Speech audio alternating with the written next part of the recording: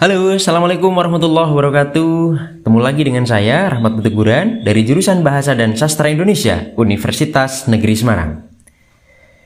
Teman-teman, sebagai cabang ilmu bahasa, sosiolinguistik telah berkontribusi besar dalam pengembangan ilmu bahasa. Saat cabang ilmu ini mulai dirintis pada tahun 1960-an, sosiolinguistik memberi perspektif baru dan segar dalam pengkajian bahasa. Sebuah perspektif yang tidak dimiliki oleh cabang ilmu bahasa yang ada pada saat itu. Sosiolinguistik dianggap berhasil menawarkan sudut pandang baru dengan menjelaskan hubungan variabel sosial terhadap performa atau penggunaan bahasa seseorang atau masyarakat. Variabel sosial itu bisa berupa gender, usia, kelas sosial, pendidikan, tempat tinggal, dan sebagainya. Penjelasan itu luput dari perhatian linguistik struktural yang terlampau asik mengkaji bahasa dari internal kebahasaan itu sendiri. Nah, tapi sosiolinguistik ternyata juga punya sejumlah kelemahan loh. Oleh para linguis aliran kritis yang merintis analisis secara kritis pada tahun 1990-an, sosiolinguistik mendapatkan sejumlah kritik. Kritik itu bisa kita temukan dalam buku Language and Power karya Norman Fairclough dan Society and Discourse karya Theuns van Dijk. Kalau dirangkum sih, ada 3 kritik utama yang disampaikan oleh para perintis analisis wacana kritis itu. Kritik pertama, sosiolinguistik dianggap terlalu dipengaruhi oleh positivisme. Itu terbukti karena sosiolinguistik mengasumsikan bahwa bahasa dipengaruhi oleh serangkaian faktor yang selalu dapat diamati. Sosiolinguistik percaya ada hubungan langsung antara variabel sosial dengan performa kebahasaan seseorang atau masyarakat. Hubungan langsung itu seolah-olah tanpa melalui mediasi. Misalnya nih, dalam sosiolinguistik diyakini bahwa kelas sosial, pendidikan, gender, dan variabel sosial lain punya pengaruh langsung terhadap penggunaan bahasa. Sosiolinguistik meyakini ada hubungan kausalitas di antara keduanya. Benarkah begitu? Baik Fairclough maupun Van Dijk meragukan dan bahkan membantahnya. Keyakinan itu menurutnya adalah sebuah miskonsepsi.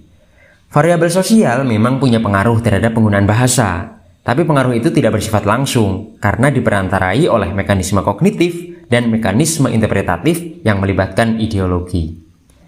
Kritik kedua, sosiolinguistik dinilai menggunakan konsep kelas sosial secara tidak tepat karena menyamakannya dengan strata sosial.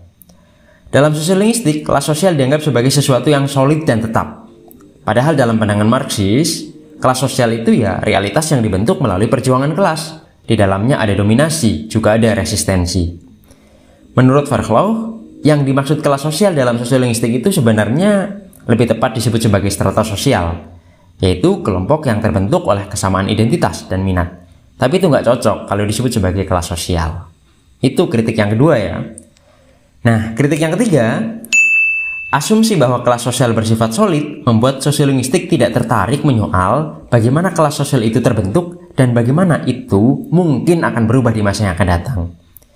Inilah asumsi yang membuat sosiolinguistik hanya bagus menjawab pertanyaan what atau apa, tapi dangkal atau bahkan gagal menjelaskan atau menjawab pertanyaan bagaimana dan mengapa.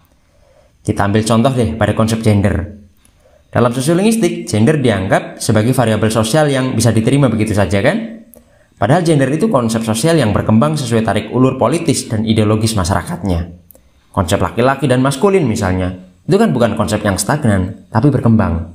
Begitu juga konsep perempuan dan feminin, itu akan berubah sesuai dengan perubahan tafsir yang ada di masyarakat. Tafsir tertentu mungkin dominan saat ini, tapi di waktu yang akan datang mungkin dipertanyakan, ditolak, atau dikoreksi. Nah, selain 3 kritik itu, saya pribadi juga melihat bahwa sosiolinguistik terlalu deskriptif. Cabang ilmu ini tidak punya pretensi ideologis untuk menilai mana realitas sosial yang baik dan benar, mana yang buruk dan salah. Ya, karena tidak punya pretensi ideologis, sosiolinguistik juga tidak punya motivasi untuk mengubah realitas sosial tertentu supaya menjadi lebih ideal menurut nilai-nilai tertentu. Itu penilaian tambahan dari saya sih. Mungkin nggak tepat juga, tapi itu aspirasi saya pribadi. Nah, dengan berbagai kelemahan itu, para linguis aliran kritis menilai sosiolinguistik itu harus berbenah. Perangkat metodologis dan teoritis yang dimilikinya harus segera di-upgrade tuh. Tapi gimana ya cara mengupgrade-nya? Salah satu caranya sih dengan menggunakan perspektif kritis dalam kajian sosiolinguistik. Pengaruh positivisme yang terlanjur mengakar mesti dikurangi tuh. Asumsi-asumsi yang mengandaikan hubungan serba pasti dan serba bisa diamati juga harus terus-menerus dipertanyakan. Atau kalau memang terbukti nggak benar ya ditolak.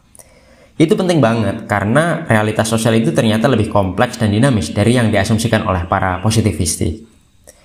Demikian ya ulasan singkat ini, semoga bermanfaat. Kalau kamu pengen belajar lebih lanjut tentang bahasa, ayo gabung saya di jurusan Bahasa dan Sastra Indonesia Universitas Negeri Semarang. Terima kasih. Assalamualaikum warahmatullahi wabarakatuh.